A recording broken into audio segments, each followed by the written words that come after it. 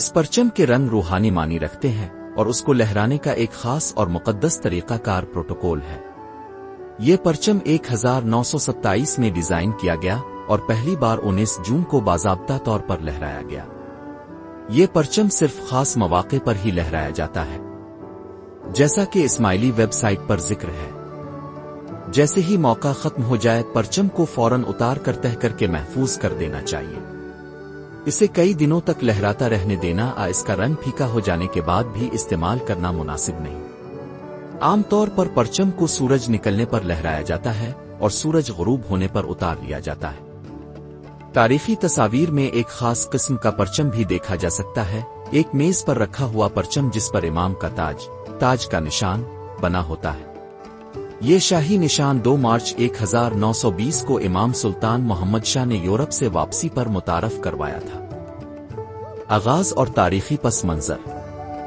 اس پرچم کی موجودہ شناخت 9 دسمبر 1928 کو اس وقت واضح ہوئی جب مولا سلطان محمد شاہ آغا خان سوم یورپ سے واپسی پر بمبے تشریف لائے۔ جب انہیں سرخ اور سبز رنگ کا پرچم پیش کیا گیا تو انہوں نے جذبات سے بھرپور انداز میں فرمایا، بہت خوب، یہ میرا پرچم ہے۔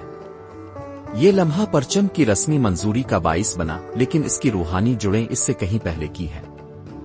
کئی سال پہلے 27 جون 1927 کو امام نے بمبے کے خادق جماعت خانہ کو ایک پیغام میں پہلے ہی اسے میرا پرچم کہہ کر اس کے مقدس مقام کی نشاندہی کی تھی۔ یہ نام امام اور مریدوں کے درمیان ایک گہرا روحانی تعلق ظاہر کرتا ہے جو ان کی مشترکہ روحانی راہ کی علامت ہے۔ سرخ اور سبز رنگوں کا انتخاب صرف خوبصورتی کے لیے نہیں کیا گیا، جیسا کہ آغا خان سوم نے 8 اکتوبر 1904 کے ایک پیغام میں وضاحت کی، ہمارے پرچم کے رنگ سرخ اور سبز ہیں کیونکہ ہم شاہ امام حسین اور پیر امام حسن دونوں کی نمائندگی کرتے ہیں۔ امام حسن کا رنگ سبز تھا، لیکن امام حسین کی شہادت اتنی عظیم تھی کہ ان کے خون کا رنگ سرخ نبی کرم کے سبز پرچم کے ساتھ مل کر ہمارے پرچم میں شامل ہو گیا۔ یہ بیان پرچم کی علامت کو نبی کریم کے نواسوں کی زندگیوں سے جوڑتا ہے۔ امام حسن جو بڑے بھائی تھے، ان کی دانائی اور پسندی نے انہیں پیر روحانی رہنما کا لقب دلوایا اور ان کی نمائندگی سبز رنگ سے ہوتی ہے۔ امام حسین جو چھوٹے بھائی تھے، کربلا میں حق و انصاف کے لیے دی گئی شہادت کو سرخ رنگ سے ظاہر کیا جاتا ہے جو ان کی قربانی کا نشان ہے۔ سبز رنگ کی روحانی علامت۔ اسلام میں سبز رنگ اخضر کو ہمیشہ خاص مقام حاصل رہا ہے۔ قرآن کریم جنت کی نعمتوں کو بیان کرتے ہوئے فرماتا ہے کہ اہل ایمان سبز گاؤ تکیوں اور خوبصورت قالینوں پر تکیا لگائے ہوں گے۔ اس سے سبز رنگ کو برکت، پاکیزگی اور ابدی زندگی سے جوڑا گیا ہے۔ حضور اکرم خود سبز لباس پسند فرماتے تھے اور حضرت فاطمہ الزہرا کو بھی اسلامی فن پاروں میں اکثر سبز لباس میں دکھایا جاتا ہے جو ان کی پاکیزگی اور اللہ سے قربت کی علامت ہے۔ اسماعیلی روایت میں سبز رنگ کے معنی۔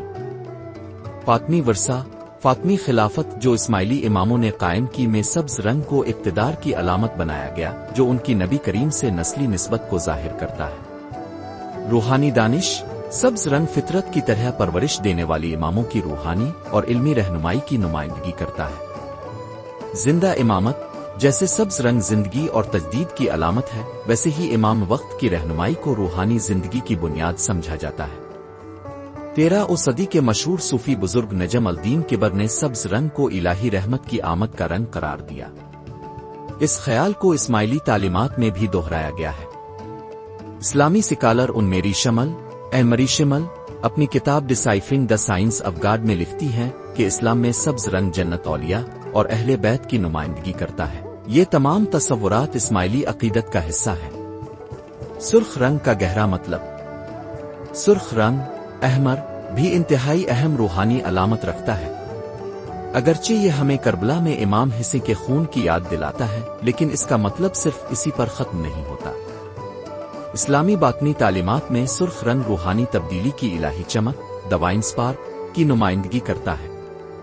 روایات کے مطابق نبی اکرم اہم مواقع جیسے عیدین پر سرخ لباس زیب تن فرماتے تھے، جس سے اس رنگ کو ایک مقدس عظمت ملی۔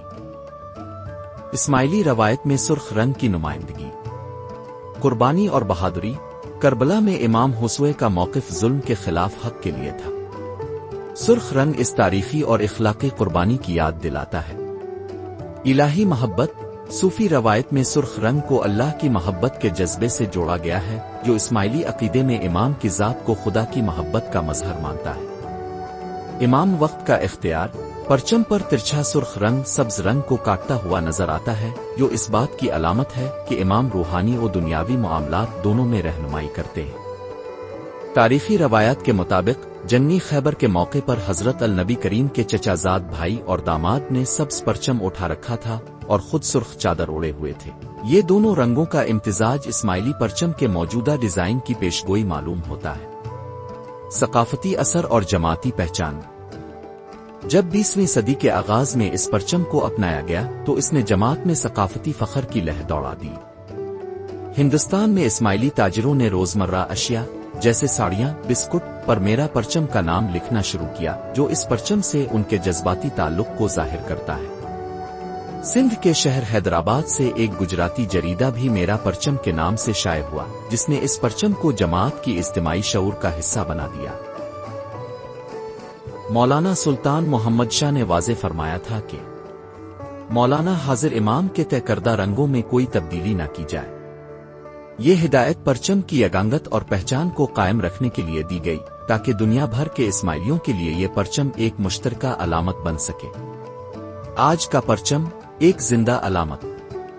آج اسماعیلی پرچم دنیا بھر کی جماعت خانہ پر لہراتا ہے، جماعتی خوشیوں اور تقریبات کا حصہ بنتا ہے اور امام وقت سے کیے گئے روحانی وعدے کی بصری علامت بنتا ہے۔ یہی رنگ اسماعیلی مراکز کی عمارات، خدام کے لباس اور جماعتی آرٹ و ثقافت میں بھی جھلکتے ہیں۔ اس پرچم کی اصل طاقت اس بات میں ہے کہ یہ ماضی اور حال کو جوڑتا ہے۔ اسماعیلیوں کے لیے یہ صرف ایک کپڑا نہیں بلکہ ابدی وفاداری کا نشان ہے، جو نبی کے اہل بیت اماموں کی رہنمائی اور جماعت کے امن، انصاف اور روحانی آگہی کے وعدے کی یاد دلاتا ہے۔ اسماعیلی پرچم کے سرخ اور سبز رنگ اسلامی تاریخ کے تانے بانے میں اس طرح بانے گئے ہیں کہ یہ امت کو حضور نبی کریم، آپ کے اہل بیت اور اماموں کی مسلسل روحانی لڑی سے جوڑتے ہیں۔ جب آغا خان سوئم مولا سلطان محمد شاہ نے فرمایا، یہ میرا پرچم ہے، تو گویا انہوں نے اسماعیلیوں کو یہ دعوت دی کہ وہ اس پرچم کو اپنی روحانی شناخت کا استعارہ سمجھیں، ایک ایسا نشان جس کے سائے تلے وہ جمع ہوں، دعائیں کریں اور ان اعلیٰ اقدار کو اپنائیں جن کی یہ نمائندگی کرتا ہے۔ آج کے اس تیزی سے بدلتے دور میں جب علامتیں لمحاتی اور عارضی ہو گئی ہیں، اسماعیلی پرچم ایک اٹل علامت کے طور پر قائم ہے، جو صدیوں بر اعظموں اور ثقافتوں کو جوڑنے والی ایمان کی طاقت کا ثبوت ہے۔ اس کے رنگ آج بھی اسی طرح چمک رہے ہیں اور اس کا پیغام آج بھی تازہ ہے۔ ماضی کی عزت، حال کی خدمت اور خدا کی روشنی کی طرف ثابت قدمی سے سفر۔